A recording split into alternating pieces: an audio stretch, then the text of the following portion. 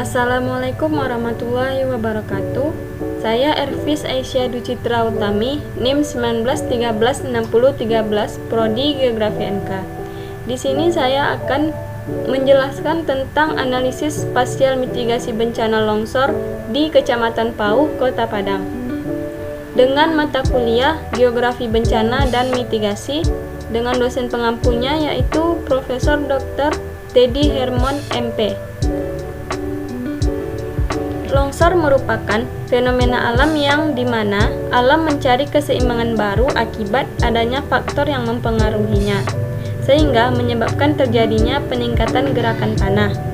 Kawasan rawan bencana longsor ini dibedakan atas zona-zona berdasarkan karakter dan kondisi fisiknya, yaitu fisik alaminya, sehingga pada setiap zona akan berada dalam penentuan struktur ruang dan pola ruangnya, serta jenis dan intensitas kegiatan yang dibolehkan dengan persyaratan atau yang dilarangnya.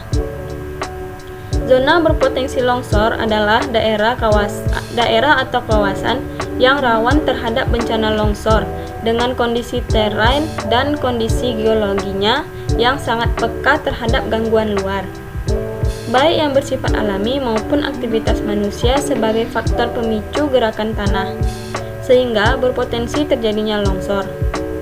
Kecamatan Pauh terletak dalam jarak 6 km dari pusat kota dan berbatasan langsung dengan Kabupaten Solok. Sebelah utara Kecamatan Pauh ini berbatasan dengan Kecamatan Koto Tangah, sebelah selatan berbatasan dengan Kecamatan Lubuk Kilangan, sebelah barat berbatasan dengan Kecamatan Kuranji dan Padang Timur, dan sebelah timurnya berbatasan dengan Kabupaten Solok. Pada Kecamatan Pauh ini didominasi oleh area hutan lindung dan hutan rakyat, dan sisanya terdapat persawahan, kebun, dan ladang. Dalam analisis bencana longsor di Kecamatan Pauh ini ada 5 parameter yang digunakan untuk menganalisis tingkat kerawanan bencana longsor, yaitu curah hujan, jenis tanah, geologi, penggunaan lahan, dan kemiringan lereng. Pada analisis ini, saya memakai pedoman Permen PU tahun 2007.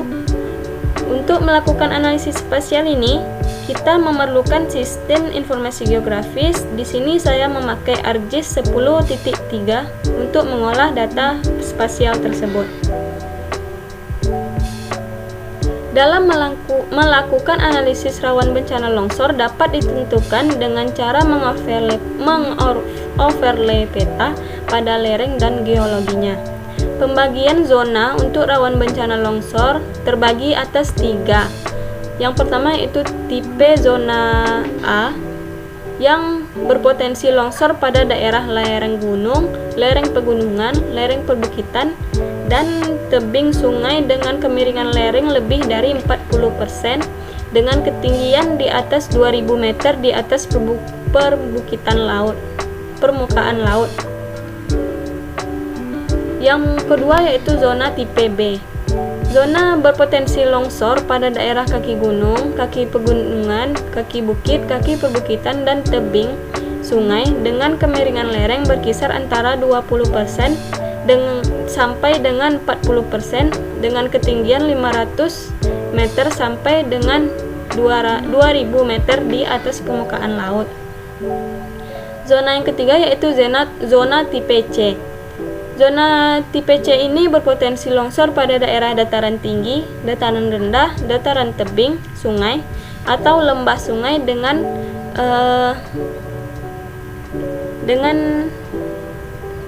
kemiringan lereng berkisar antara 0% sampai dengan 20% dengan ketinggian sampai dengan 500 meter di atas permukaan laut. Pada zona Kecamatan Pauh ini terdapat zona tipe B, yaitu zona berpotensi longsor daerah kaki bukit dan pegunungan dengan lereng berkisar 20% sampai dengan 40% dengan ketinggian 500 meter sampai dengan 2000 meter di atas permukaan laut. Pada langkah pertama, kita akan men-scoring data data dan memberi nilai bobot setiap parameter dan klasifikasinya. Setelah itu jumlahkan nilai bobot seluruhnya dengan cara menggabungkan semua data, yaitu overlay, lalu jumlahkan. Kemudian kita akan mendapatkan hasil akhir dari scoring. Data yang saya pakai yang pertama yaitu data curah hujan.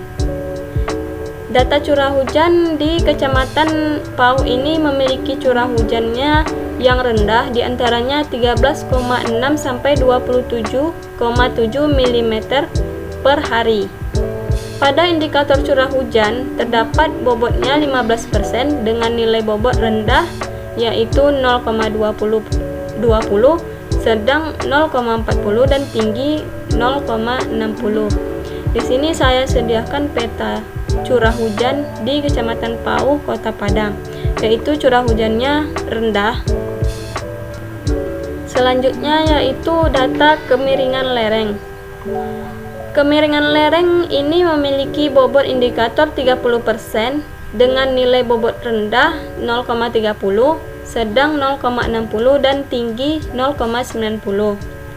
Pada lereng Kecamatan Pau ini memiliki 5 klasifikasi lereng, yaitu ada datar dengan luasnya 54,80 km pangkat 2, kemudian landai yang luasnya 58,17 km pangkat 2, kemudian ada agak curam berkisar 40,92 km pangkat 2, dengan sensitivitas tingkat kerawanan longsornya memiliki 3 kategori juga, yaitu rendah, sedang, dan tinggi. Pada lereng Kecamatan Pau ini memiliki tingkat kerawanan longsor paling dominan adalah rendah, yaitu terdapat di daerah datar, landai, datar yang berwarna hijau, dan landai berwarna hijau muda dan agak curam berwarna kuning. Tingkat kerawanan sedang terdapat di daerah curam dan tingkat kerawanan tinggi terdapat di daerah sangat curam. Selanjutnya yaitu jenis tanahnya. Jenis tanah ini memiliki bobot untuk analisis kerawanan bencana longsor, memiliki bobot indikator 15% dengan nilai bobot rendah 0,15, sedang 0,30 dan tinggi 0,45. Pada Kecamatan Pau ini memiliki jenis tanah clay humus. Tanah clay humus ini merupakan suatu tanah yang terbentuk dari hasil endapan suatu bahan yang bersifat aluvial. Dataran rendah yang berawa sangat banyak dijumpai jenis tanah ini. Sensitivitas tingkat kerawanan jenis tanah ini adalah rendah. Selanjutnya yaitu geologi atau batuan penyusun tanah. Batuan penyusun memiliki bobot indikator 20% dengan nilai bobot rendah 0,20, sedang 0,40 dan tinggi 0,60. Pada Kecamatan Pau ini memiliki 6 macam batuan, yaitu ada batuan aluvium muda, batuan gunung api kuarter, kipas aluvium, litik kristal tuff, sedimen jura. Pada batuan Kecamatan Pau ini, sensitivitas tingkat kerawanan longsornya didominasi sedang hingga tinggi. Kemudian yang terakhir yaitu penggunaan lahan. Penggunaan lahan memiliki bobot indikator 20% juga dengan nilai bobot rendah 0,20, sedang 0,40 dan tinggi 0,60. Pada Kecamatan Pau ini didominasi oleh hutan primer. Terdapat dilihat di petanya yaitu yang berwarna hijau dengan luas 110,87 km pangkat 2 dan memiliki hutan sekunder yang luasnya 28,91 km pangkat 2. Kecamatan Pau ini juga memiliki lahan sawah irigasi, yaitu yang berwarna hijau muda. Kecamatan Pau ini memiliki industri non-pertanian yang berwarna hijau muda dengan luasnya 0,70 km pangkat 2 dan mempunyai lapangan olahraga yang berwarna kuning, mempunyai luas yaitu 0,0009 km pangkat 2. Kemudian Kecamatan Pau ini juga memiliki perumahan atau pemukiman sebesar 7,52 km. Kemudian ada semak belukar 7,89 km pangkat 2, dan yang terakhir mempunyai sawah irigasi sebesar 10,26 km pangkat 2. Jadi inilah penggunaan lahan di Kecamatan Pau, Kota Padang. Nah, di sini kita akan membahas tentang tingkat kerawanan longsor Kecamatan Pau, Kota Padang. Tingkat kerawanan longsor Kecamatan Pau ini terdapat dua tipe zona berpotensi longsor, yaitu zona berpotensi longsor tingkat kerawanannya rendah dan zona berpotensi longsor dengan tingkat kerawanannya sedang. Yang rendah yaitu yang berwarna muda dan yang sedang berwarna pekat. Dari hasil yang didapat di atas, Kecamatan Pau ini didominasi oleh tingkat kerawanan longsor tipe rendah. Akan tetapi walaupun tingkat kerawanan bencana longsor di kecamatan ini didominasi oleh kerawanan rendah, ada juga beberapa daerah yang memiliki tingkat kerawanannya sedang. Artinya, besar kemungkinan akan ada terjadi longsor di Kecamatan Pau ini ketika curah hujannya tinggi. Oleh karena itu, kita perlu mengetahui mitigasi apa yang akan kita lakukan untuk waspada bencana longsor ini. Sebelumnya, zona potensi longsor di Kecamatan Pau ini memiliki luas zona kerawanan tingkat rendahnya yaitu 153,78 km, dan zona berpotensi dengan tingkat kerawanan sedang memiliki luas 7,57 km pangkat 2. Mitigasi bencana longsor Kecamatan Pau. Mitigasi adalah upaya yang bertujuan untuk mengecilkan risiko dan dampak dari suatu bencana. Membuat peta wilayah rawan bencana adalah salah satu bentuk mitigasi bencana. Contoh lain mitigasi bencana adalah memberi penyuluhan kepada masyarakat yang tinggal di wilayah rawan bencana tersebut. Pada tahap mitigasi ini, kita juga butuh perencanaan. Perencanaan ini dibuat berdasarkan bencana yang pernah terjadi dan bencana lain yang mungkin akan terjadi ke depannya. Tujuan perencanaan ini untuk meminimalisir korban jiwa dan kerusakan sarana prasarana. Kecamatan Pau memiliki tingkat kerawanan longsor rendah hingga sedang, seperti yang dijelaskan tadi.